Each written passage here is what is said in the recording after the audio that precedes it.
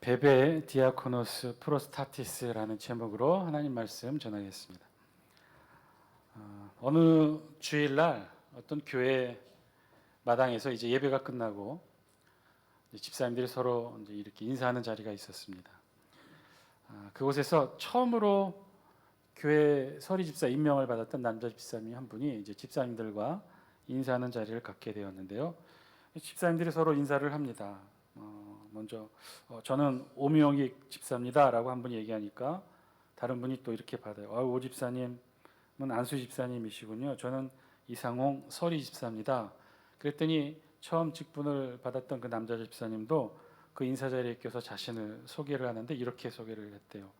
아, 그러세요? 저는 박순용 포리 집사입니다. 갑자기 두 사람이 이해를 못했어요. 어리둥절한 표정을 짓자 처음 집사 직분을 맡았던 집사님이 이렇게 설명을 합니다. 이렇게 하는 거 아닌가요? 30대는 서리 집사, 40대는 포리 집사 이렇게 말하는 거 아닌가요? 서리 집사가 무슨 뜻이죠?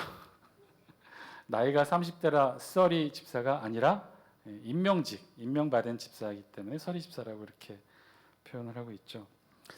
우리 교회에서 가장 많은 수의 직분자 수는 아마도 이 집사 직분일 것입니다.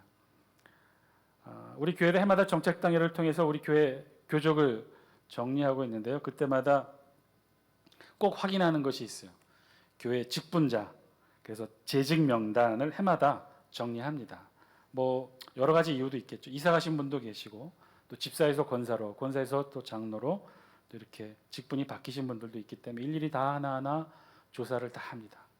장로. 그래서 전체 2023년 조금 지금 한 7개월이 지났으니까 약간의 변동은 있겠지만 연초 기준으로 봤을 때 2023년도 재직 명단 장수교회 총 재직은 몇 명이에요? 448명이에요. 장로로는 시무, 협동, 은퇴 다 포함해서 20명이고요. 그리고 안수 집사는 다 포함해서 역시 31명. 그래서 쭉 보면 제일 많은 숫자를 차지하는 게 누굴까요? 서리 집사 몇 명이에요? 120명. 여자 서리 집사 숫자가 제일 많아요. 거기에 남자 서리 집사 숫자 57명을 더하면 177명이 서리 집사 숫자예요.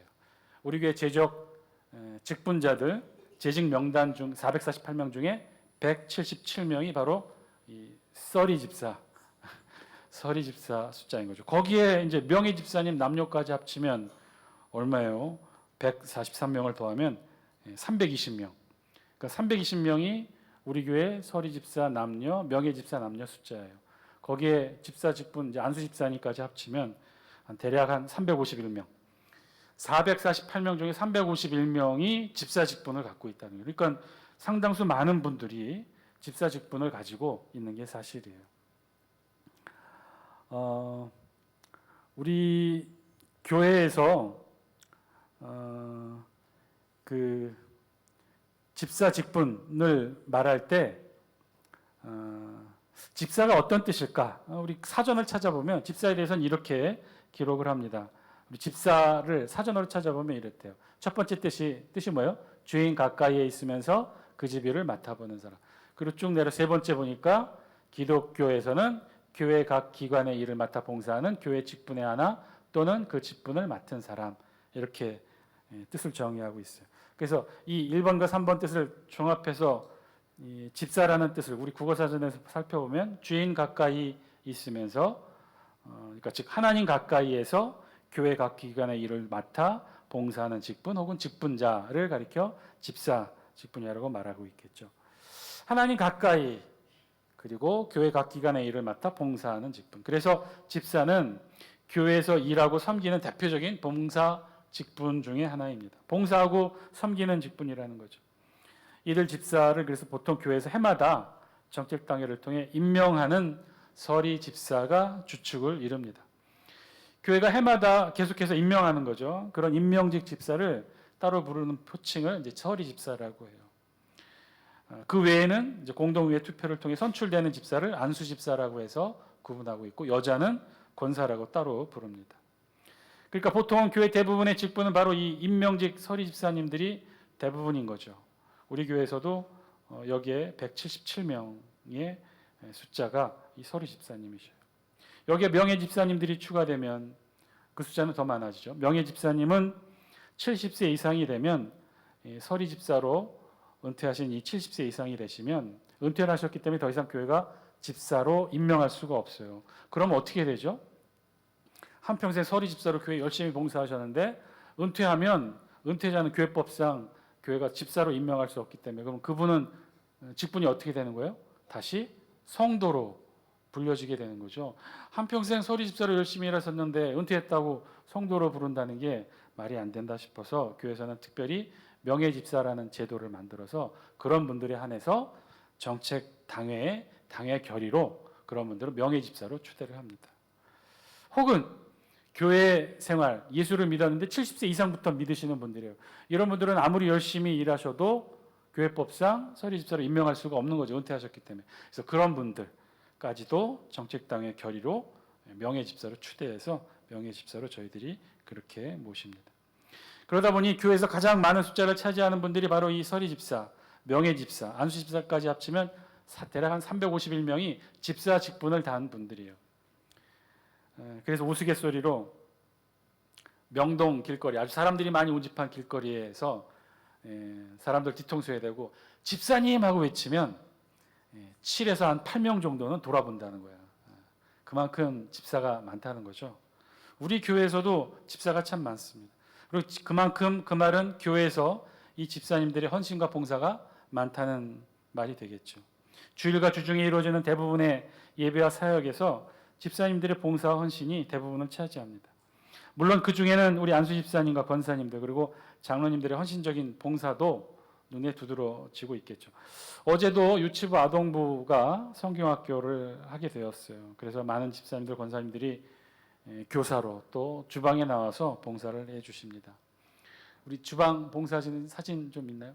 어제도 땀을 뻘뻘 흘리시면서 우리 유치부 아동부 맛있는 돈가스 점심 식사를 준비해 주셨어요. 다시 한번 이 자리를 빌어 감사를 드립니다. 자, 그러면 정확하게 집사님들이 교회에서 하는 일들은 어떤 일들인가요? 주로 헌신하고 봉사하는 그런 일들만 하고 있는 걸까요? 예배 안내, 개수, 차량 봉사, 주방 봉사, 교사, 각종 이 부서에서 맡은 바 일들을 섬기고 헌신하고 봉사하는 그런 일들만 하게 되는 것일까요?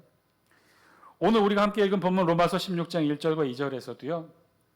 바울의 소개로 아주 유명한 초대교회 집사 한 분이 소개되고 있어요. 그 집사의 이름은 베베, 자매로 소개된 것으로 보아 여자 집사인 것 같아요. 우리 다 함께 1절 말씀 영상을 통해 같이 한번 읽습니다. 시작. 내가 겐그레아 교회의 일꾼으로 있는 우리 자매 베베를 너희에게 추천하노니. 아멘. 내가 겐그레아 교회의 일꾼으로 있는 우리 자매 베베를 너희에게 추천한다. 겐그레아 교회의 일꾼이라고 베베를 우리 성경이 표현하고 있는데 일꾼이라고 우리 성경에 번역을 했지만 원어, 헬라 원어로 보면 이 일꾼에 해당하는 헬라 원어는 디아코노스라는 단어예요. 디아코노스는 그 뜻이 종, 일꾼, 그리고 세 번째로 어떤 뜻이 있냐면 집사라고 아예 그 고유 명사가 되어 있어요. 그러니까 오늘 우리 성경이 바꾼 일꾼은 사실은 오늘날 우리 기준으로 바꾼다면 집사로 번역하는 것이 맞겠죠. 그래서 그 집사로 번역해서 1절을 다시 읽으면 내가 겐그레아 교회의 집사로 있는 우리 자매 베베를 너희에게 추천하노니 라고 번역되는 게 오늘 본문 1절에 있는 말씀인 거죠. 오늘 우리 성경 로마서 16장 1절에서는 그래서 바울이 이 겐그레아 교회의 집사 베베를 언급하고 있어요. 우리 이제 드디어 로마서 16장 읽게 되고 있는데요. 이 로마서 16장은 이제 마지막 장이죠. 전체적인 내용 16장에 있는 내용은 문안 인사가 주를 이룹니다. 이제 앞으로 우리가 계속해서 이 서신서를 읽게 될 터인데 서신서의 형식이 대부분 똑같아요. 마지막 장은 문안 인사로 끝을 맺습니다. 그래서 오늘 본문 16장의 구조도 그래요. 1절부터 16절까지는 바울이 알고 있는 로마 교회 성도들을 쭉 문안 인사 명단에 올려서 로마 교회가 이들을 문안하고 잘 살펴보라고 문안 인사를 하게 됩니다. 그리고 17절부터 20절까지만 아주 특별하고 예외적으로 거짓 교사에 대한 경계의 내용이 기록되어 있고 또 이후 21절로 27절까지는 또다시 문안 인사와 마지막 축복, 송영의 내용으로 로마서 전체 내용을 끝맺고 있어요. 그러니까 17절에서 20절 요 예외적인 거짓 교사에 대한 경계의 짧은 내용을 빼면 로마서 16장 전체의 내용은 다 뭐예요? 문안 인사에 대한 내용으로 가득 차 있어요. 실제로도 보면 3절에 너희는 그리스도 예수 안에서 나의 동역자들인 브리스가와 아굴라에게 문안하라. 5절 에베네도에게 문안하라. 6절 마리아에게 문안하라. 8절 암블리아에게 문안하라. 등등 특정 인물에 대해서 로마 교회가 잘 살펴보고 문안하라는 당부의 말로 가득 채워져 있는 게 로마서 16장의 내용이에요. 그런데 오늘 우리가 함께 본문으로 읽었던 로마서 16장 1절과 2절에 있는 말씀에서는 바울이 다르게 표현하고 있어요. 어떻게 표현해요? 우리 다 함께 로마서 16장 1절 말씀 다시 한번 읽습니다. 시작. 내가 겐그레아 교회의 일꾼으로 있는 우리 자매 베베를 너희에게 뭐라고요? 추천한다고 했어요. 그거 굉장히 독특한 거예요. 대부분 문안하라는 내용인데 유독 베베만은 바울이 지금 로마 교회에 뭐라고 당부하는 거예요? 추천한다고 지금 당부하고 있는 거예요. 로마서 16장 전체에 언급되고 있는 대부분의 인물들에 대해서는 문안하라고만 기록하고 있는 반면에 유독 이 베베, 겐그리아 여자 집사 베베에 대해서만큼은 바울이 지금 추천하고 있는 거죠. 도대체 왜 베베에게는 이런 표현을 하고 있는 것일까? 다른 이들에게는 그저 바울을 도왔던 인물들에 대해서 고마움을 표현하는 정도고 로마 교회가 좀 신경 쓰라고 문안하라고 부탁하고 있는 반면에 이 베베에 대해서는 바울이 아주 특정 단어, 추천한다는 단어를 통해 부탁을 지금 하고 있는 거죠. 이 말의 의미는 지금 이 베베, 이 여집사, 겐그레아 교회 여집사 베베가 바울로부터 특별한 미션을 부여받았다는 걸 의미합니다. 그 미션을 로마 교회와 함께 로마 교회 안에서 펼쳐낼 수 있도록 바울이 로마서 16장 1절을 기록하면서 그렇게 지금 로마 교회 베베를 추천하고 있는 거죠. 그러면 베베를 통한 사명이 무엇일까? 우리 성경이 자세하게 기록하고 있잖아요. 베베에 대한 기록은 로마서 16장 1절과 2절이 전부예요. 학자들의 추정에 의하면 아마도 이 베베가 오늘 고린도 이 베베가 바울이 이 로마서를 쓰고 있는 이 로마서를 베베를 통해 로마에 있는 교회에 전달하도록 서신 전달자로 임명하지 않았는가? 이제 이렇게 추정을 하고 있어요. 여러분 오늘 본문 로마서를 바울이 어디서 기록했다고 했죠? 어디서 기록했다고 했죠? 제가 몇 번 말씀을 드렸는데 로마서에서 로마서를 기록하진 않았을 거 아니에요? 다른 곳에서 로마서를 기록했는데 어디서 기록했을까요? 괜찮습니다. 제가 계속해서 말씀드릴게요. 고린도에서 기록했어요. 고린도는 그리스 지역이에요. 그리스 지역에서 이탈리아 로마인 로마 교회를 향해 고린도 교회에서 로마서를 집필합니다. 그래서 로마서를 다 썼어요. 이걸 전달해야 되잖아요. 어떻게 전달했을까요? 물론 당시에도 지금과 같은 공적 우편 제도가 있었어요. 그 공적 우편 제도에 맡기면 전달이 되었을 거예요. 그런데 대부분의 특정 몇몇 서신들은 그렇게 공적 우편 제도를 통해 전달하지 못했어요. 내용이 기독교가 탄압받고 있었기 때문에 로마 정부에 노출되면 안 되는 그런 내용도 있어서 몇몇 서신들은 인편을 향해 직접 전달하게 됩니다. 오늘 베베가 그렇게 로마서를 들고 로마 교회에 전달하는 전달자 역할로 바울로부터 미션을 임명받았을까? 그렇게 추정을 하고 있는 거죠. 그런데 여기에는요, 그저 로마서를 전달하는 미션만 있었던 건 아니었던 것 같아요. 우리 다 함께 2절 말씀 같이 한번 읽습니다. 시작. 너희는 주 안에서 성도들의 합당한 예절로 그를 영접하고 무엇이든지 그에게 소용되는 바를 도와줄지니 이는 그가 여러 사람과 나의 보호자가 되었음이라. 아멘. 그냥 단순히 로마서 서신 전달자로는 보여지기 힘들 정도로 과한 걸 지금 로마 교회에 베베를 통해 당부하고 있는 거죠. 뭘 당부하고 있는 거예요?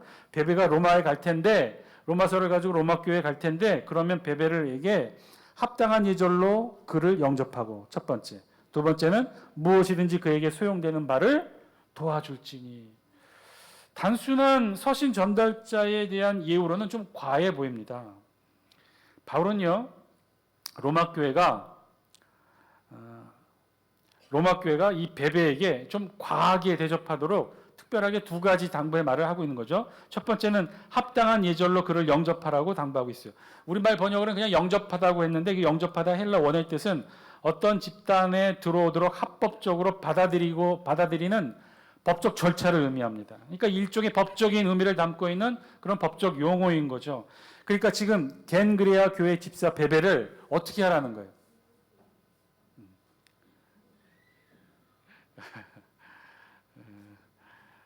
많이 추워하셨던 모양이네요. 그렇죠? 좀 추운가요? 좀 에어컨 좀 줄일까요? 여름만 되면 어느 교회든지 마찬가지예요. 에어컨 가지고 많이들 싸우셔요. 우리만 그런 거 아닙니다. 지난번 있던 교회는 당의 안건으로 올렸어요. 에어컨 트는 것에 대한 자리 배치 조정 문제로. 그래서 그때 결의로 어떻게 했냐면 여기는 에어컨 바람이 심합니다. 여기는 에어컨 바람이 없습니다. 그런 사각지대를 만들어 스티커를 다 붙여놨어요. 그래서 그런 자리에 앉도록 그렇게 안내를 했는데 괜찮아요. 추우시면 옷 입으셔도 되고요. 너무 또 추워한다고 나무라지 마세요. 사람 온도차가 다 틀리니까. 합당한 예절로 그걸 영접하라라고 번역했는데 영접하다라는 단어의 뜻은 법적인 용어라는. 그러니까 지금 이렇게 얘기하는 거죠. 바울은 지금 겐그레아 교회 여집사 베베를 로마 교회가 공식적으로 받아줄 수 있도록 로마 교회의 공동체 성도로 받아주도록 법적인 내용을 담아 지금 기록하고 있다는 거예요. 여러분, 우리 교회에서도요, 교회를 옮기려고 하면 서류가 필요해요. 아유, 목사님 무슨 교회 옮기는데 서류가 필요해요? 사실은 필요해요. 우리 교회법적으로 그렇게 정의되어 있어요. 이 교회에 다니다가 다른 지역에 있는 교회로 등록하게 되면 그 성도는 반드시 이전 교회, 섬겼던 교회에서 서류를 하나 띄어다가 새로 등록하는 교회에 반드시 제출하도록 되어 있어요. 그 서류를 뭐라고 해요? 그 서류의 이름이 뭐예요? 이명서류. 그 이명서류에는 어떤 내용들이 기록되어 있냐면 그 성도가 이 전에 섬겼던 교회에 언제 등록했고 어떤 직분으로 어떤 봉사와 섬김을 했는지를 기록하고 증명하는 내용을 담고 있어요. 그래서 그 서류를 이제 새로 등록하는 교회가 받아서 그럼 어떻게 해요? 이전에 받았던 직분, 이전에 받았던 신앙 교육 뭐 이런 것들을 다 함께 공인된 서류와 함께 인정해 주는 거죠. 그래서 우리 교회 성도로 받아주는 것이 그런 동일한 자격을 부여하는 증명 서류가 바로 이 이명 서류인데 바울은요. 오늘 본문 로마서 16장 1절을 통해 지금 그 사실을 기록하고 있는 거예요. 지금 바울이 보증하는 거죠. 바울이 보증하고 있어요. 누구를 보증해요? 겐그레아 교회 여집사 베베를 로마 교회에 지금 보증하여 주는 이명 서류를 작성하고 있는 거예요. 너희가 이 베베를 받아라. 공동체의 일부로, 성도의 일부로, 법적인 권리를 갖고 있는 성도의 일부로 받으라는 거예요. 그렇게 짧지만 이 중요한 내용을 담고 있는 게 오늘 본문 1절 말씀이죠. 바울은 이 짧은 두 구절을 통해 베베를 로마 교회에 사실은요 그냥 전달자로 보내는 것이 아니라 파송하고 있는 거예요. 그저 단순히 짧은 기간 로마서를 전달하도록 하는 전달자의 미션만을 준 것이 아니라 장기간 로마 교회 안에 체류하면서 감당해야 될 사역자로서의 사명을 지금 겐그레아 교회 여집사 베베에게 같이 미션을 주면서 로마 교회의 추천 서류를 지금 작성하고 있는 거죠. 그리고 두 번째로 보면 뭐라고 되어 있어요? 무엇이든지 그에게 소용되는 바를 도와줄지니. 로마 교회는 이 베베에게 필요한 모든 물질적, 법적, 제도적, 시스템적 도움을 주라고까지 명령하고 있는 거죠. 이건요 단순한 단기 체류에 소요되는 것이 아니라 장기적으로 체류하면서 이 베베 집사가 활동할 수 있는 모든 여건에 대한 물질적, 조직적 모든 것들을 지원하라는 그런 의미를 담고 있는 거예요. 그랬어요. 지금 바울은요 베베 집사를 단순히 서신 전달자로만 활용한 것이 아니라 지금 하나의 평신도 사역자로 겐그레아 교회에서 로마 교회로 파송하고 있는 거예요. 사실 바울은요 로마 교회에 직접 복음을 전하지 못했다고 했죠. 그리고 로마 교회에 지금 교회가 구성이 되어 있고 성도들이 모여 예배를 드리고 있지만 로마 교회 성도들은 그 어떤 사도로부터 공식적으로 복음을 전달받지 못했어요. 아마도 자생적으로 생겨난 교회인 것으로 보입니다. 그러니까 그런 교회에 바울은 안타까움이 있었죠. 늘 로마 교회를 생각하면서 안타까움이 있었어요. 제대로 복음을 전달하고 제대로 복음을 가르쳤어야 된다 하는 그런 아쉬움이 있었던 거죠. 그래서 오늘 로마서를 기록하면서 전달자로 베베를 보내면서 단순히 서신만 전달하게 한 것이 아니라 로마 교회 안에 법적인 권리와 제도적 장치를 가지고 로마 교회에 장기 체류하면서 로마 교회로부터 후원을 받아 바울이 전하지 못하고 가르치지 못한 내용을 여집사, 겐그레아 교회 여집사 베베를 통해 그렇게 미션을 주어 평신도 사역자로 파송했던 거예요. 사실 이는 굉장히 놀라운 일이었어요. 이 베베 집사는 여자였습니다. 자매라고 기록된 것으로 보아 결혼 유무와 상관없이 싱글이라고 지금 표현하고 있어요. 결혼을 하지 않았는지 혹은 결혼했지만 지금 혼자인 것인지 모르겠지만 만약에 부부였다면 브리스가와 아굴라처럼 부부로 표현했을 거예요. 근데 지금 혼자예요. 혼자 된 여성의 몸으로 지금 바울의 중요한 미션을 받아 평신도 사역자로 로마 교회로 파송되고 있는 거죠. 그것도 겐그레아 교회 집사라고 하는 명확한 봉사의 직분을 가지고 있는 여성이 바울 서신을 전달할 뿐만 아니라 로마 교회로 파송되어 바울 대신에 로마 교회에서 사역을 할 수 있도록 부여받았다는 거죠. 이건 굉장한 거예요. 그럼 질문이 생깁니다. 이것이 과연 집사 직분으로 가능한 것일까? 가능했다면 도대체 베베 집사는 어떠한 섬김과 봉사로 바울로부터 이런 미션을 부여받을 수 있었던 것일까요? 우리 성경에서 베베에 대한 기록은 오직 딱 여기 한 군데밖에 없어요. 로마서 16장 1절과 2절이 전부인데, 그런데 여기에서 힌트를 찾아본다면 두 가지로 찾아볼 수 있습니다. 첫 번째는 1절과 2절 각각에 바울이 이 베베, 겐그레아 여집사 베베를 부르고 있는 직분에 대한 호칭으로 볼 수 있어요. 첫째는요, 1절에 보시면, 1절 한번 영상으로 보여주실래요? 1절에 보시면 바울이 베베를 뭐라고 부르고 있어요? 겐그레아 교회 일꾼으로 부르고 있어요. 일꾼은 아까 원어로 뭐라고 그랬어요? 디아코노스. 그 디아코노스는 원래로 번역한다면 집사로 번역해야 맞다고 그랬죠. 지금 첫 번째 바울은 겐그레아 교회 이 베베를 집사라고 부르고 있어요. 집사였다는 거죠. 우리가 알고 있는 그런 집사의 일을 했을 거예요. 병자를 신방하고 가난한 자들에게 식량을 배급하고 또 우리가 알고 있는 것처럼 교회 각종 기관과 부서에서 봉사하고 헌신하는 그런 일들을 이 베베 집사가 했다는 거예요. 자, 거기까지는 우리가 알고 있는 일반적인 집사의 일을 했다는 거예요. 그런데 베베 집사는요, 여기 일꾼으로서의 집사의 직분으로 그친 것이 아니었어요. 우리 성경 2절 후반부에 보면 바울은요, 그런 베베를 또 다른 직분의 호칭으로 부릅니다. 우리 2절 영상을 통해 같이 한번 볼까요? 밑에서 두 번째 절 이는부터 읽습니다. 시작. 이는 그가 여러 사람과 나의 누가 되었다고요? 보호자가 되었다는 거예요. 보호자. 바울은 지금 베베를 뭐라고 부르고 있어요? 보호자. 1절에서는 일꾼으로 불렀지만 2절에서는 보호자라는 호칭을 사용하고 있어요. 보호자는요, 헬라어 원어로 프로스타티스라고 해요. 보호자. 뜻은 앞장서다, 관심을 가지다, 돌보다, 도움을 주다. 그래서 다른 말로 번역하면 여성 후원자 혹은 여성 보호자라는 뜻이에요. 그리고 이 프로스타티스라는 이 직분은 신약에서 오직 이곳 로마서 16장 1절과 2절에만 존재합니다.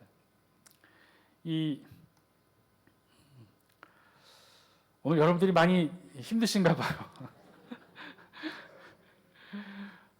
처음에도 좀 걱정했는데 막 이렇게 조시는 분들도 계시고 해서 야, 오늘 설교 만만치 않겠다 이제 마음속으로 이렇게 먹고 있는데 그 졸음을 깨시라고 하나님께서 여러모로 이렇게 신호를 주시네요. 예. 프로스타티스는 오직 신약에서 이곳에만 기록되어 있는데 그 의미로 지금 베베 집사에게 붙여진 거죠. 그래서 영어 성경에서는 이 단어를 뭐로 번역했냐면 헬퍼라고 번역합니다. 헬퍼. 그러니까 돕는 자, 보호자, 돕는 사람 이렇게 번역한 거죠. 영어 성경에서 헬퍼로 번역하는 헬라 원어가 딱 두 개밖에 없다고 해요. 오늘 우리 로마서 16장 2절에 있는 바로 프로스타티스라는 단어를 영어 성경에서 헬퍼로 번역했고 또 다른 단어를 헬퍼로 번역해서 그 단어가 뭘까요? 보혜사, 성령. 성령 하나님을 보혜사를 돕는 자 헬퍼로 그렇게 번역합니다. 베베가 그랬다는 거예요. 일꾼으로서 집사로서 일만 헌신적으로 했을 뿐만 아니라 또 어떤 일도 한 거예요? 보호자, 헬퍼. 보혜사 성령 하나님이 하셨던 그 일처럼 헬퍼로서의 역할도 베베 집사가 했다는 거예요. 그래서 이 단어 프로스타티스라는 단어는요, 다른 사람 앞에 서거나 그를 대신하여 싸워주는 사람이라는 뜻도 가지고 있어요. 그러니까 바울이 보기에 베베가 그랬다는 거예요. 디아코노스로서, 집사로서, 일꾼으로서 역할도 충실히 했을 뿐만 아니라 이 베베가 더 나아가 어떤 일도 했다는 거예요? 보호자, 프로스타티스, 헬퍼, 돕는 자, 연약한 자들 편에 서서 그들을 향해 같이 함께 싸워주고 그들을 돕고 그들을 섬기는 일까지 했다는 거예요. 한마디로 베베는요, 봉사와 헌신만 한 게 아니라 어떤 것도 했다는 거예요? 사역까지도 했다는 거예요. 어려운 이들 찾아가 돕고 헌신하고 그들을 위해 헌신적으로 사역하며 그들을 위해 도왔다는 거예요. 보호자로서, 프로스타티스로서 연약한 이들, 도움이 필요한 이들, 믿음이 약한 이들 편에 서서 그들을 대변하고 그들을 대신하여 어려움을 막아주고 그들을 보호하는 일을 했다는 거예요. 때로는 경제적으로 어려울 때 경제적으로 도와주기도 하고, 법적으로, 정치적으로, 도덕적으로 힘들 때 그들 옆에 서서 그들의 힘이 되어줬다는 거예요. 사실 이런 초대교회 전통은요, 이 베베만 있었던 게 아니에요. 예수님 당시에도 있었어요. 그런 역할을 했던 이들이 바로 막달라 마리아, 헤롯의 청지기 구사의 아내인 요한나 수산나가 그러했고요. 빌립보 교회 루디아도 그런 역할을 했던 거죠. 어려운 이들을 돕고 그들 편에 서서 싸워주고 그들의 든든한 정치적, 종교적, 도덕적 후원자가 되어주고, 그리고 복음 사역자들도 잘 섬기는 그런 후원하는 일을 했던 거예요. 그래서 그런 베베 집사를 향해 바울이 그래서 1절에서는 일꾼이라고 불렀지만 2절에서는 보호자, 프로스타티스, 헬퍼라고 직분을 호칭했던 거죠. 그가 여러 사람과 나의 보호자가 되었습니다. 어려운 사람들뿐만 아니라 든든한 바울 자신의 후원자로서의 역할까지도 베베 집사가 감당했다는 거예요. 그래서 그런 베베 집사를 바울은 로마 교회에 추천합니다. 집사로 추천한 게 아니라 사역자로, 평신도 사역자로 추천한 거죠. 사랑하는 장수교 성도 여러분, 오늘 말씀을 통해 우리에게 주신 하나님의 음성, 저와 여러분들이 들을 수 있게 되기를 바랍니다. 사실 우리 교회 중추적인 역할을 담당하는 분들은 바로 집사님들이죠.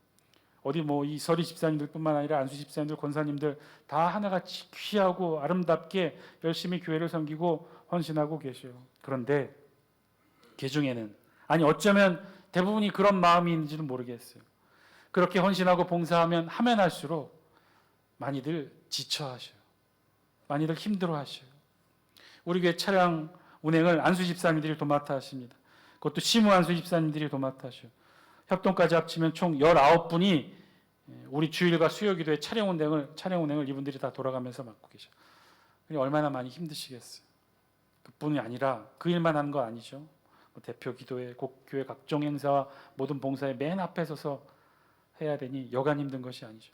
그러다 보니 어떻게 돼요? 제일 먼저 지치고 제일 먼저 봉사와 헌신의 부활을 받게 되는 분들이 바로 이분들이에요.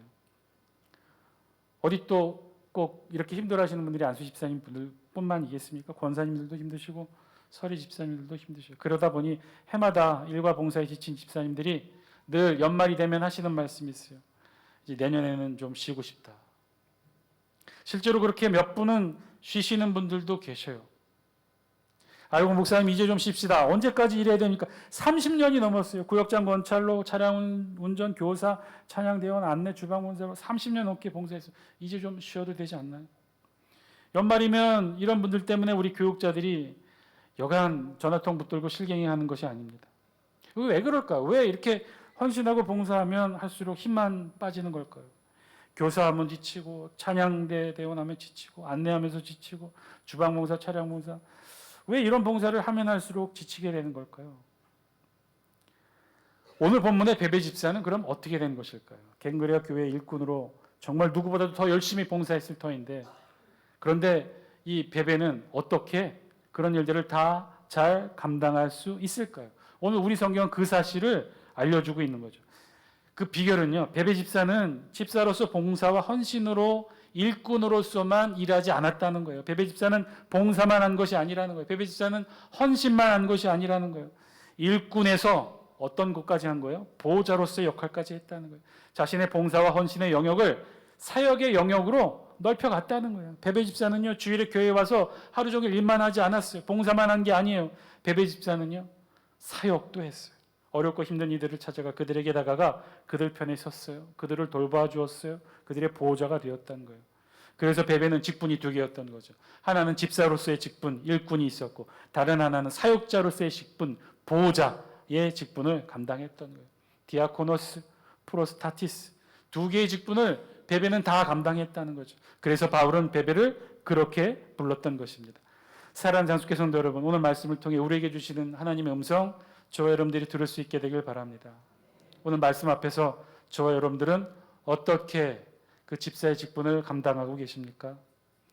봉사와 헌신만 하고 계십니까? 아니면 베베처럼 사역도 하고 계십니까?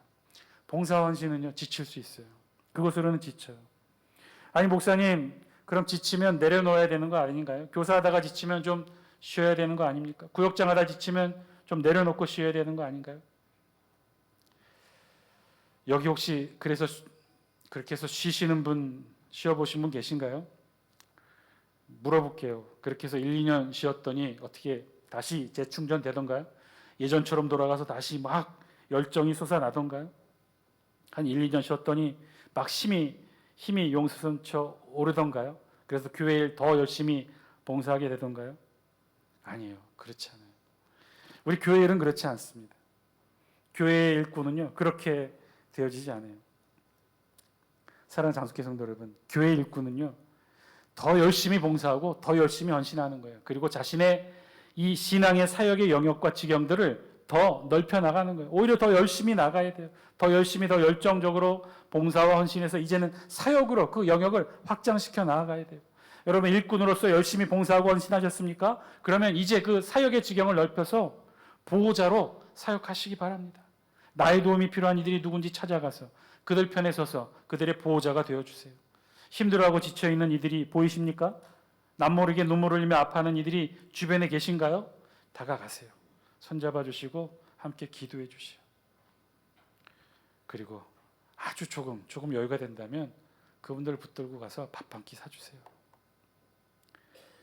교회 생활하면서 또 집사 직분 받고 섬기면서 밥 한 끼 안 사고 신앙생활 하시는 분들 있으신가요?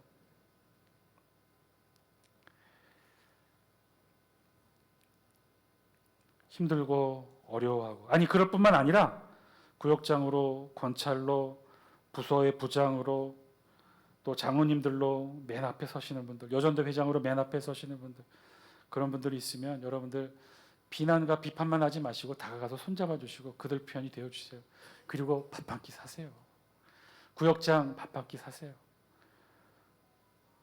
요즘 장날 있던데 감자가 제철이랍니다. 감자 조금 하고 오이도 좀 사고 간단하게 창거리에 봐서 우리 구역장 손에 이렇게 쥐어주세요. 우리 여전도 회장 손에 쥐어주세요. 그리고 응원해 주세요. 우리 장로님들도 이런 응원이 필요해요. 우리 안수 집사님들도 이런 응원이 필요합니다. 여러분들이 그분들 편에 서서 힘이 되어주세요. 때로는 교육자 목회자들 편에 서서 힘이 되어주세요. 그렇게 우리의 사역의 지경을 넓혀가는 거예요. 열심히 섬기고 봉사하고 헌신했습니까? 이제 사역의 지경을 넓혀서 보호자로, 사역자로 그 사역을 찾아가시기 바랍니다. 여러분, 신앙생활 지혜롭고 은혜롭게 잘 하시는 분들 보면요, 계속해서 끊임없이 자신의 신앙의 영역을 넓혀가시는 분들이에요. 신앙생활 잘 못하시는 분들 보면 나이가 들수록, 시간이 지날수록 자신의 신앙의 영역을 넓혀가지 못하고 반대로 좁혀가시는 분들이 있어요. 넓혀가지 못하고 자꾸만 자신의 영역이 줄어드는 것 같아 보이고, 그러면 속상하죠. 자꾸 의기소침해지고 자신의 일을 빼앗긴다고 여기게 돼요. 아이고 목사님, 내가 하는 일이 얼마나 많은데 다른 사람들이 하면 좋아요. 다 하라고 하세요. 저는 하나도 안 하셔요. 저는 아무것도 하고 싶지 않아요. 여러분 정말 그럴까요? 그러면 정말 그 신앙생활 행복하고 즐거울까요? 신앙생활과 교회 일은요, 점점 더 넓혀가는 거예요. 좁혀가거나 줄여가는 것이 아닙니다. 일꾼에서 보호자로, 디아코노스에서 프로스타티스로, 봉사에서 사역으로 그렇게 점점 더 우리의 신앙의 지경이 넓혀져 가는 거예요. 그게 바람직한 신앙생활이에요. 여러분 명심하세요. 교회에서 내 신앙의 영역이 점점 사라지게 되는 바로 그때부터 나도 함께 사라지게 됩니다. 우리의 신앙의 영역은요. 왜냐하면 여기가 끝이 아니기 때문에 그래요. 여러분의 신앙의 영역은요, 이 세상에서 끝나는 것이 아니에요. 이 세상에서 시작해서 어디로 이어져요? 저 천국까지 이어진단 말이에요. 여러분 여기서 다 내려놓고 아무것도 없는 신앙으로 천국 가면 천국 가서 어떻게 신앙생활 하시려고 그래요? 아, 하나님 한평생 세상에서 일하다 왔으니까 천국 가서는 아무것도 안 할래요. 하나님이 다 하세요. 우리 예수님이 구역장하고 우리 성령님이 권찰하시고 그곳에서 아무것도 안 하고 가만히 이렇게 있으실 건가요? 진짜 본격적인 신앙생활은 그곳에서 시작되는데 여기서는 훈련하고 준비하는 기간인데 여기서부터 다 내려놓고 다 손 놓고 있으면 천국 가서 도대체 어떤 재미로 신앙생활 하시려고 그래요? 천국 가서 요양원 병원에 누워 있는 것처럼 병상에 누워서 영생 동안 그러고 있고 싶습니까? 정말 힘있게 일하실, 정말 기쁘게 일할, 하나님 눈에 눈으로 마주보고 예수님과 함께 성령님과 함께 정말 기쁘게 일하는 곳이 저 천국인데 그 가기 전까지 우리 준비하는 건데 여기서부터 하나하나 다 내려놓으면 어떡하시려고 그래요? 교회 신앙생활은 내려놓는 게 아니에요. 점점 더 넓혀 가시는 거예요. 봉사와 헌신으로 열심히 일하셨어요? 이제는요, 보호자가 되어주세요. 프로스타티스가 되어주세요. 헬퍼가 되어주세요. 어렵고 힘든 사람 옆에 찾아가 붙들어주세요. 앞장서 있는 사람에게 힘이 되어주세요. 지지하고 응원하는 세력이 되세요. 더 이상 뒤에 앉아서 비판하고 험담하지 마시고. 그렇게 하나님 앞에 우리의 신앙의 영역을 넓혀 가셔서 우리도 베베처럼 그렇게 언젠가 하나님 앞에 추천받는 복된 믿음의 신앙인들 다 되시기를 주의 이름으로 간절히 축원드립니다. 기도드리겠습니다.